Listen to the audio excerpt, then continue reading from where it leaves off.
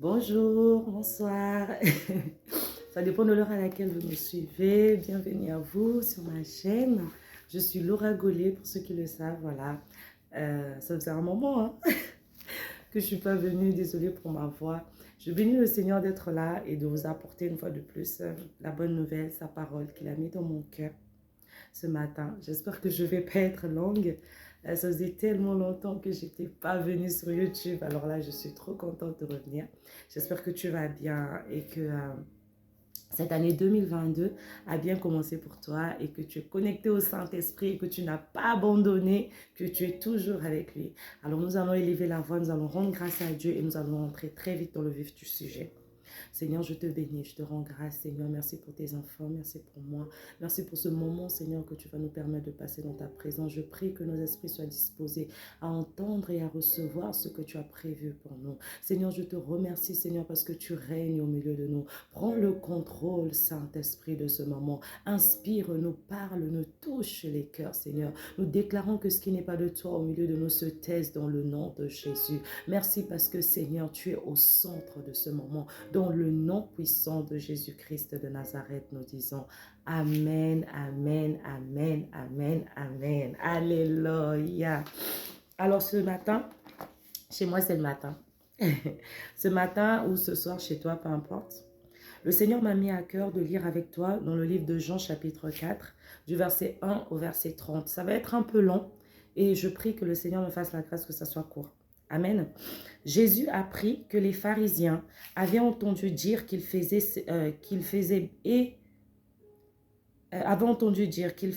et baptisait plus de disciples que Jean. À vrai dire, Jésus ne baptisait pas lui-même, mais c'était ses disciples qui le faisaient. Alors il quitta la Judée et retourna en Galilée. Comme il devait traverser la Samarie, il arriva dans une ville de Samarie appelée Sichar, près du camp de Jacob que Jacob avait donné à son fils Joseph. Là se trouvait le puits de Jacob.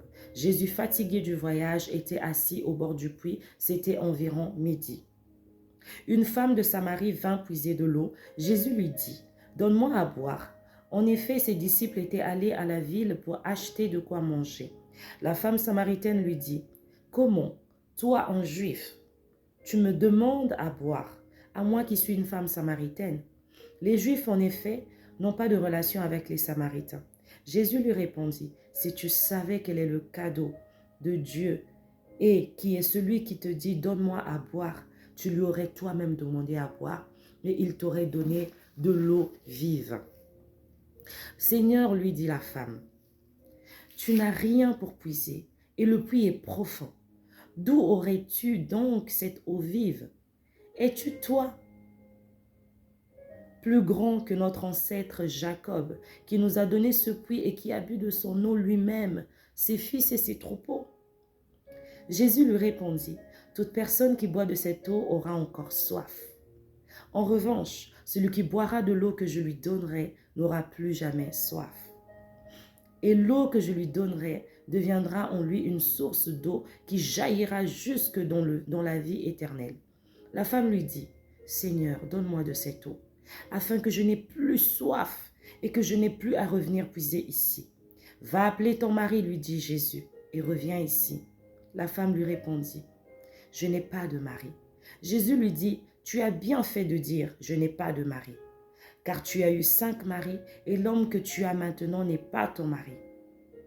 Et en cela tu as dit la vérité, lui répondit la femme. Je vois que tu es un prophète. Nos ancêtres ont adoré sur cette montagne et vous dites, vous, que l'endroit où il faut adorer est à Jérusalem. Femme, lui dit Jésus, crois-moi, l'heure vient où ce ne sera ni sur cette montagne, ni à Jérusalem que vous adorerez le Père. Vous adorez ce que vous ne connaissez pas. Nous adorons ce que nous connaissons. Car le salut vient des Juifs, mais l'heure vient, et elle est déjà là, où les vrais adorateurs adoreront le Père en esprit et en vérité. En effet, ce sont là les adorateurs que recherche le Père. Dieu est esprit, et il faut que ceux qui l'adorent l'adorent en vérité et en esprit. La femme lui dit, « Je sais que le Messie doit venir, celui que l'on appelle Christ. Quand il sera venu, il nous annoncera tout. Jésus lui dit, je le suis, moi qui te parle. Là-dessus arrivèrent ses disciples et ils étaient étonnés de ce qu'il parlait avec cette femme. Toutefois, aucun ne dit, que lui demandes-tu? Ou pourquoi parles-tu avec elle? Alors la femme laissa sa cruche, s'en alla dans la ville et dit aux habitants, venez voir un homme qui m'a dit tout ce que j'ai fait. Ne serait-il pas le Messie? Ils sortirent de la ville et vinrent vers lui. Alléluia. C'était long, c'est vrai. Mais en fait, ce matin, le Seigneur veut nous parler. Ce matin, le Seigneur me donne un message intitulé « Rencontrer Christ ». Bien-aimé, as-tu déjà rencontré Christ? Peut-être que tu pries, peut-être que tu passes des temps de jeûne, peut-être que tu as ces moments d'adoration où tu rentres en transe, où tu es transpercé, transposé, peu importe le mot que tu vas utiliser, où tu es transporté dans une autre dimension, mais as-tu déjà expérimenté Christ? Est-ce que Christ pour toi, ce n'est juste qu'un slogan? Est-ce que Christ pour toi, ce n'est juste que ce que j'ai lu? Ou est-ce que tu as vraiment une expérience avec Christ? Est-ce que tu t'es déjà retrouvé dans un endroit où tu as dit oui, là c'est Dieu qui m'a parlé? Bien-aimé, la femme samaritaine, elle était partie pour puiser de l'eau. Elle était partie pour puiser de l'eau parce qu'elle devait peut-être cuisiner, elle devait peut-être, je ne sais pas, se laver, s'occuper de cet homme qui n'était pas le sien d'ailleurs. Mais quand elle est arrivée devant ce puits, bien-aimé, Christ était là. Bien-aimé, Christ était là. Elle connaissait les Écritures. Elle savait qu'à un moment donné, viendrait Christ dans sa vie.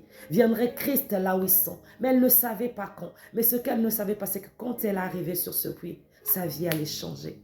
Lorsqu'elle allait arriver sur ce puits, elle allait faire une rencontre extraordinaire. Et c'est ce qui s'est passé. Bien-aimé, ce matin, je veux que tu te calmes, que tu t'arrêtes et que tu dises, est-ce que je connais vraiment le Seigneur? Est-ce que j'ai déjà eu le temps de rencontrer Christ dans ma vie? Est-ce que ça m'est déjà arrivé de comprendre, crier le Seigneur? Bien-aimé, lorsque cette femme samaritaine, au-delà de toutes les questions qu'elle avait, au-delà de tous les doutes qu'elle avait, il a suffi juste que Christ puisse ouvrir sa bouche et qu'il parle, qu'il dise, ceux qui boivent de cette eau auront encore soif. Et ceux qui boiront de mon eau n'auront plus jamais soif. Et cette femme, lorsque Christ a parlé de sa vie, Christ a dit quelque chose, elle lui a dit, va, ramène-moi ton mari. Christ a dit quelque chose que cette femme seule savait, que cet étranger n'était pas censé savoir. C'est ce que Christ fait quand il vient dans nos vies. Il connaît le fond de nos cœurs, il connaît les secrets, il connaît les pensées que tu n'as pas pu exposer aux hommes. Il sait ce que tu as traversé hier soir en pleurant dans ta chambre, en disant à Dieu, Seigneur, jusqu'à quand cette situation va continuer? Jusqu'à quand cette maladie va continuer? Jusqu'à quand cette relation sera pour moi un fardeau? Dieu était là, il a entendu. Et lorsque Christ vient devant cette femme samaritaine et qu'il lui pose cette question, cette femme comprend que non, cet homme est quelqu'un. Cet homme n'est pas un homme ordinaire, ce n'est pas quelqu'un que j'ai l'habitude de croiser ici au puits. Que cet homme est différent. Déjà, il ne fait pas la différence entre moi, la Samaritaine, et lui qui est juif. Mais il est dans cet amour, il a brisé cette barrière de différence. Mais Dieu est amour. Et là, ça nous ramène encore dans cette dimension d'amour de Dieu, qui est un autre sujet dont je ne vais pas m'attarder. Mais Dieu ne fait pas de différence. Il ne cherche pas à savoir si tu es d'origine congolaise, si tu es d'origine béninoise, si tu es d'origine, je ne sais pas, chinoise, si tu es d'origine algérienne. Dieu a banni cette barrière d'origine. Dieu a brisé cette barrière d'origine. Dieu ne regarde qu'à toi. Dieu, tout ce qu'il veut, c'est que tu viennes à lui. Dieu est là et il veut te consoler. Dieu a consolé la femme samaritaine. Celle qui a volé d'homme en homme jusqu'à en avoir 5. Jusqu'à finir avec un homme qui n'était pas le sien. Peut-être que oui, tu es avec quelqu'un qui n'est pas ton mari. Mais Dieu ne regarde pas ça. Parce que lorsque tu rencontres Christ, bien-aimé, tu arrêtes, tu jettes ta cruche, tu jettes ta situation. Tu dis non, je vais arrêter. Et tu cours. Et tu cours pour aller apporter cette bonne nouvelle. Et tu veux partager ce que Dieu a fait pour toi. C'est cette dimension que je veux que tu atteignes. Tu dois atteindre la dimension où Christ règne dans ta vie. Cette dimension où tu as une expérience, où lorsque tu arrives, il est palpable en toi. Cette dimension où lorsque tu es dans une situation, tu ne cours pas d'abord pour appeler un prophète. Tu ne cours pas d'abord pour appeler une évangéliste. Tu ne cours pas d'abord pour appeler maman Laura que je suis. Mais tu cours d'abord pour appeler Christ. Parce que tu sais ce que Dieu a dit pour ta situation. Si tu traverses une situation, par exemple, de stérilité, je l'ai toujours dit, tu sauras que Dieu a dit dans ma maison, il n'y aura pas de stérile. Alors tu le confesseras. Même lorsque les médecins et ta chair et ton âme te diront, mais regarde, tu n'as plus de trompe, tu n'as plus d'utérus, regarde, où est-ce que l'enfant va se poser? Toi, tu sais, tu dis, mon Rédempteur est vivant. Je sais qu'il se lèvera même le dernier. Et je sais que dans sa maison, il n'y aura pas de stérile. Alors comme je fais partie de sa maison, je ne peux pas être stérile. Mais là, tu as besoin de rencontrer Christ. Lorsque tu traverses des situations difficiles et que tu es à l'étranger, ici en France, et que tu ne comprends pas, tu te dis, mais comment je vais faire? Et que tout le monde à gauche et à droite te dise, voici le chemin. Mais que toi, lorsque tu as rencontré Christ, tu sais que ce n'est pas la bonne voie. Tu sais que aller faire un enfant sans être marié, ce n'est pas la bonne voie, ce n'est pas la volonté de Dieu. Ce soir, ce matin, peu importe l'heure que c'est chez toi, je veux que tu rencontres Christ. Bien-aimé, la femme samaritaine a vu sa vie changer. Elle a vu Dieu se manifester. Bien-aimé, lorsque Dieu arrive dans ta vie, il te console. Il te fait rayonner de joie. Il te fait briller. Il change ton nom, il change ton histoire. Il oublie ton passé. Mais cette femme avait 5 hommes. Et elle était encore avec cet homme qui n'était pas le sien. Mais combien parmi nous l'aurait jugé en tant que chrétien même, en tant que serviteur de Dieu, on aurait dit, tu es dans le péché, arrière de moi Satan. Mais Christ était tellement dans cet amour. Christ savait que ça c'est mon âme, ça c'est pour moi. Et Christ ne regarde pas au fait que tu as eu à avorter. Christ ne regarde pas au fait que tu as eu à faire du mal. Christ veut que tu viennes à lui. Christ veut que tu aies ce moment d'intimité avec lui. Que tu le cherches, que tu le rencontres. Bien-aimé, je prie que tu rencontres le Seigneur. Je prie que tu rencontres celui qui a transformé cette femme samaritaine. Lorsqu'on rencontre Christ, sa vie n'est plus jamais la même. Le jour où tu rencontres Christ, ta vie ne peut pas être la même. Tu ne peux plus pleurer pour les mêmes situations. Lorsque tu ne sais pas quoi manger, lorsque tu rencontres Christ et que tu lis ça, cette Bible, tu comprends qu'il y a eu un prophète qui n'avait rien à manger et que Dieu a envoyé des corbeaux pour le nourrir. Et là, tu te calmes, tu dis, Seigneur, envoie les corbeaux. Seigneur, nourris-moi. Lorsque tu rencontres des difficultés dans ta santé et que tout le monde est en train d'attendre ta mort, tu te rappelles que l'apôtre Paul, dans cette même Bible, a été mordu par le serpent et que tout le monde était en train d'attendre 1 heure, 2 heures, 3 heures, 4 heures qu'il puisse mourir. Mais son Rédempteur savait qu'il avait l'antivenin en lui. Il avait l'antivenin en lui. Bien-aimé, quelle est la situation qui te fait croire que Christ est loin de toi? Quelle est cette erreur que tu as commise qui te fait croire que Dieu ne peut pas t'écouter? Bien-aimé, Dieu veut que tu rentres à la maison. Dieu veut que tu rentres à la maison. Il y a un festin qui t'attend, il veut que tu rentres à la maison. Rencontre celui qui t'a créé. Rencontre celui qui t'a envoyé sur cette terre, qui a permis que tu écoutes cette vidéo. Ne cherche pas un pasteur, ne cherche pas une notoriété, parce que oui, mais cherche Christ. Celui qui enseigne, celui qui parle selon ton cas. Parce que mon cas n'est pas ton cas. Ma vie n'est pas ta vie, mes challenges ne sont pas tes challenges. Pendant que d'autres sont en train de chercher l'enfantement, toi peut-être que ce que tu cherches, ce sont les papiers. Pendant que d'autres cherchent les papiers, peut-être que ce que l'autre cherche, c'est un logement. Peut-être que l'autre cherche encore plus de Christ. Mais à chaque dimension de ce que tu cherches, Dieu peut te visiter. Bien-aimé, Dieu n'est pas limité. Christ n'est pas limité. Cette femme a jeté sa cruche. Elle a oublié ce qu'elle était venue chercher. Bien-aimé, lorsque tu rencontres Christ, tu oublies tes problèmes personnels. Tu oublies ce que tu cherchais. Tu oublies que tu étais dans le monde. Tu oublies que tu étais venu pour convoiter. Tu étais venu pour jalouser. Tu oublies cela. Tu étais venu malade. Tu oublies la maladie. Parce que tu as rencontré le Seigneur. Oh, Rebakate Kelebose.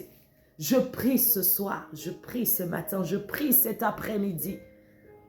Peu importe l'heure.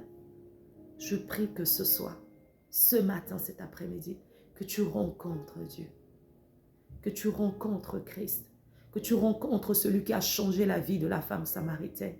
Bien-aimé, il n'y a personne dans cette Bible qui a rencontré Jésus-Christ et qui est resté comme ça, que ce soit les aveugles, que ce soit les paralytiques, que ce soit même les morts. Même lorsque tu es mort, Dieu peut ressusciter ta vie. Même lorsque c'est terminé pour toi, même lorsque les hommes ont déjà dit c'est fini, Dieu peut donner un souffle nouveau. Christ peut créer un souffle nouveau.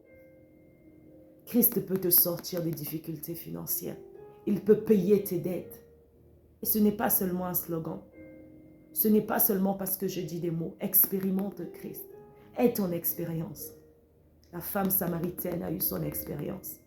Quand elle est partie raconter, elle a parlé de son expérience. Elle a dit, voici un homme qui a dit ce que je savais, un prophète, celui qui a dit ce que moi j'avais vécu. Aie ton expérience avec Dieu. Soupire après cette expérience. Soupire après cette intimité. Soupire après la connaissance de Christ. Connais Christ, ne connais pas les pasteurs. Parce que ce sont des hommes comme toi et moi. Chacun de nous a ses failles. Même moi qui te parle, je ne suis pas parfaite. Mais Christ est parfait. Mais Christ, il est celui qui ôte le péché. Il a dit, celui qui boira de mon eau n'aura plus jamais soif. Quelle que soit ta soif, quelle que soit ta situation, quel que soit ton problème, quelle que soit ta soif, bien-aimé, quels que soient tes challenges, quelle que soit la porte qui est fermée devant toi, Christ est capable. Christ est capable. Christ peut te donner une seconde vie. Christ peut te donner un jour nouveau. Christ peut changer ton histoire. Christ peut renouveler tes forces. Toi qui es à l'hôpital, Christ peut te guérir. Les condamnations des hommes, rien n'est impossible à Dieu. Christ peut encore changer ta vie. Christ peut encore changer ta vie. Si tu n'as jamais donné ta vie au Seigneur, bien-aimé, c'est le moment de donner ta vie au Seigneur. C'est le moment de le rencontrer. C'est le moment d'aller dans sa présence, de jeter ta cruche, de jeter ton problème, d'oublier ton inquiétude, d'oublier ton infirmité, d'oublier ta situation. Qui de nous peut rajouter une coudée à sa vie en s'inquiétant? Qui? Si tu n'as jamais rencontré celui dont je parle, si tu n'as jamais expérimenté, peut-être que tu vas à l'église, mais tu n'as pas une expérience, tu n'as pas un vécu, tu n'as pas une histoire. Mais lorsque tu rencontres le Seigneur, personne ne vient te dire arrête de boire. Personne ne vient te dire arrête les boîtes de nuit. Personne ne vient te dire arrête de sortir avec le mari d'autrui, avec la femme d'autrui. Personne ne vient te dire arrête la fornication. Il te remplit tellement.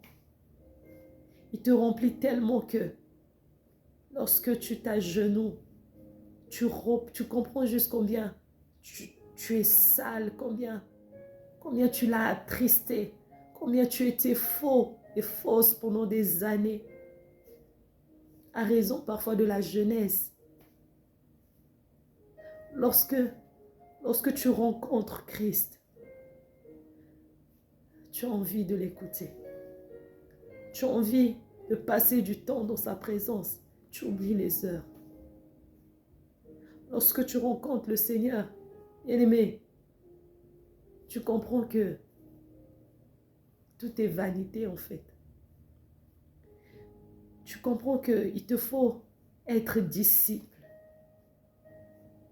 Ce n'est pas seulement être chrétien, jeûner ou encore faire des neuvaines, des dixièmes.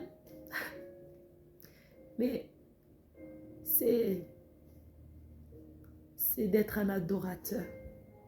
Il a dit en fait dans sa parole qu'on vient de lire, cette femme disait, on va à la montagne, à Jérusalem, et lui il a dit, un temps viendra où ce ne sera ni à la montagne ni à Jérusalem qu'on adorera le Seigneur. L'endroit où tu es en fait, ne doit pas déterminer comment tu vas prier Dieu. Tu n'as pas besoin d'aller à Mangengenge ou je ne sais où. Il suffit juste que tu lui ouvres la porte de ton cœur. Il suffit juste que tu comprennes qu'il est là. Que tu comprennes qu'il a toujours été là. Que tu comprennes que tu peux l'attrister. Que tu comprennes que il est ton ami. Que tu comprennes son souci. Lorsque tu rencontres Christ, tu comprends que c'est lui qu'il faut présenter en premier. C'est lui qu'il faut présenter en premier. Tu comprends que tu ne vis plus pour toi. Tu comprends que tu étais dans le faux depuis le début. Depuis le début, quand tu disais, c'est mon corps, j'en fais ce que je veux, je vais samedi en boîte, dimanche je vais à l'église. Tu comprends que tu as perdu du temps. Et aujourd'hui, ce n'est que grâce en fait. Combien de personnes parmi nous sont parties à mon âge, à ton âge? Ne perds pas cette occasion de donner ta vie au Seigneur. Ne perds pas cette occasion de revenir à Christ. Qu'est-ce qui t'empêche de lui donner entièrement ta vie? Les chansons mondaines, le sexe, l'alcool. Dépose-les aux pieds du Maître. Parle-lui de tes challenges. Parle-lui de tes erreurs. Parle-lui de tes échecs. Et lui seul pourra t'aider. Bien-aimé, nous allons élever la voix. Tu vas donner ta vie au Seigneur si tu ne l'as jamais fait. Seigneur, je te rends grâce, Père. Seigneur, je viens prier, Seigneur, pour cette personne qui entend cette parole. Dispose le cœur afin qu'elle te rencontre, qu'elle te connaisse et qu'elle ait une expérience avec toi. Seigneur, je prie que les deux cœurs soient touchés, que tu restaures, Seigneur, cette femme qui ne savait plus quoi faire. Seigneur, localise quelqu'un ce matin. Que cette prière, Seigneur, Papa, soit un nouveau départ. Aide, Seigneur, à abandonner, Seigneur, le passé et à avancer avec toi. Seigneur, que Seigneur Jésus-Christ accompagne chacune de tes actions. Je prie ce matin, toi qui ne connais pas le Seigneur, que le Seigneur te touche, que le Seigneur te rencontre. Sois béni, bien-aimé, dans le nom puissant de Jésus-Christ de Nazareth. Amen, amen, amen. Bye bye. Que Dieu te bénisse.